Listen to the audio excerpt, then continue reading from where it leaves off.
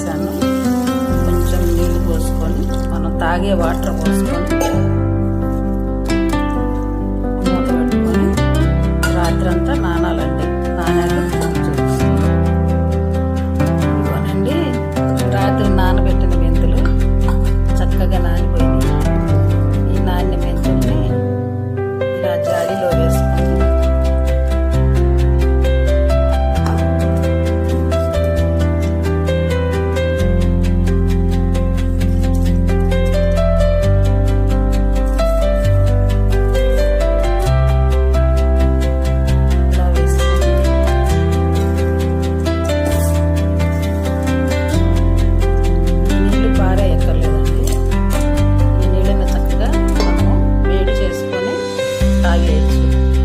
ఉదయం పడగడుపున తాగితే చాలా మంచిదన్నమాట మెంతి నీళ్ళు.